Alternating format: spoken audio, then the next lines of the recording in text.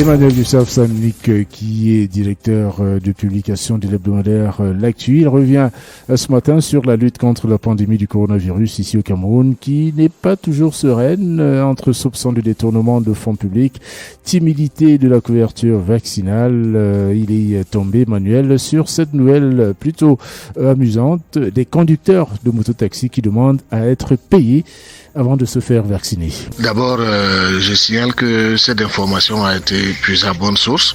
Donc, ce n'est pas un fake news.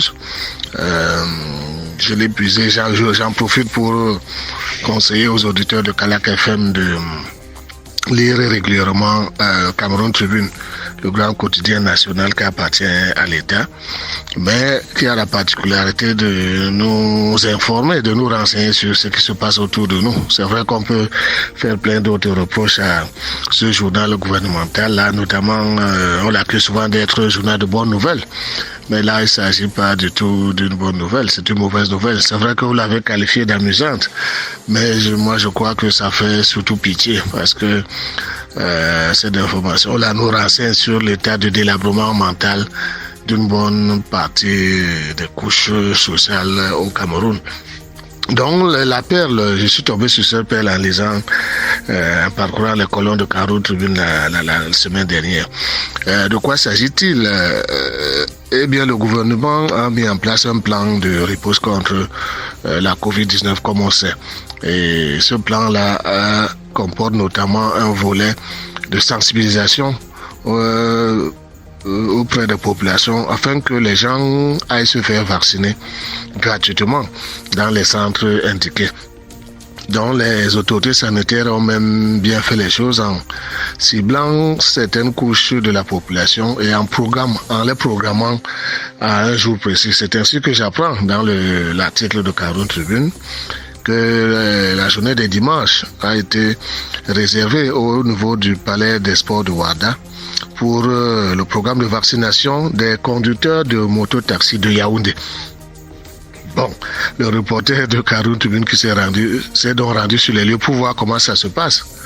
Sauf qu'il ne s'est passé rien le dimanche.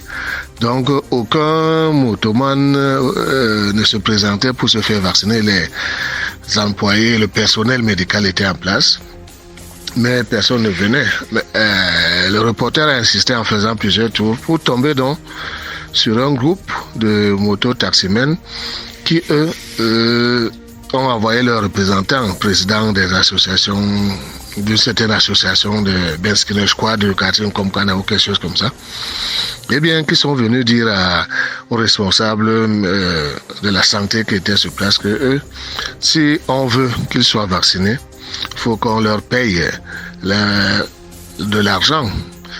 Parce que les représentants donc, de ces associations de conducteurs de moto-taxi disaient que pour convaincre leurs collègues de venir se faire vacciner, il faut qu'ils leur garantissent qu'on va rembourser leur argent de transport.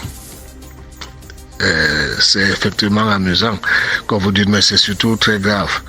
On ne peut pas comprendre que l'État, malgré ses difficultés, malgré même ses défaillances, s'organise pour aider, pour assurer les moyens de prévention de la maladie, offre ce service-là gratuitement à des populations et que les gens disent non, pour se faire vacciner, on doit leur payer de l'argent.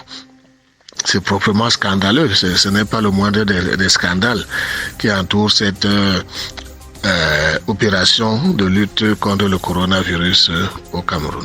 Et cette attitude plutôt surprenante des mototaxis peut-elle être contagieuse auprès d'autres couches de la population camerounaise? Je crois effectivement qu'il faut craindre que si d'aventure les autorités sanitaires cèdent à ce chantage d'un autre âge là, ce chantage qu'exerce ce groupe de conducteurs de moto-taxi, si d'aventure les autorités cèdent à ça, ça peut faire tache d'huile et ce serait vraiment dommage parce que le pouvoir public ont beau avoir pour mission de s'occuper de l'intérêt général, d'assister les populations dans leurs diverses activités. Mais l'habitude qui est en train de s'installer au Cameroun, où les gens par exemple, choisissent de faire un métier ou une activité et commencent à faire le chantage à l'État pour qu'on leur paie de l'argent. Je pense notamment à ce club de football au Cameroun. Vous connaissez l'histoire où, pour lancer la Ligue de football professionnel, le gouvernement a consenti au départ pour une période de 3 ans à soutenir financièrement les clubs pour qu'ils payent des salaires à leurs joueurs. Maintenant, les 3 ans sont passés, c'est devenu comme une contrainte, une obligation. Dès qu'on joue 2 ou 3 journées, on arrête, on dit que s'il n'y a pas la subvention, on ne va pas continuer à jouer. Dans ce pays où, quand le football était amateur, les clubs étaient organisés de telle façon qu'ils payaient les voyages, les primes aux joueurs, aux équipes. Et ça se jouait très bien. Il n'y a jamais eu de forfait général. On n'a jamais eu d'interruption dans ce pays parce que les clubs étaient soutenus par leurs supporters. Aujourd'hui, c'est devenu un business individuel. Mais pourquoi l'État doit-il soutenir les business individuels? Et donc, pour revenir au cas amusant, mais très pathétique de Ben Skinner qui exige de l'argent pour se faire vacciner, je dis, si d'aventure on cède à ce chantage, ce sera vraiment la catastrophe parce que maintenant, certains vont même exiger que pour envoyer les enfants à l'école, il faudrait que l'État leur donne de l'argent. Et ce serait peut-être à ce moment-là la fin de l'État au Cameroun. Heureusement, je crois que jusque-là, les autorités sanitaires n'ont pas cédé à ce vil chantage d'un groupuscule de Ben Skinner.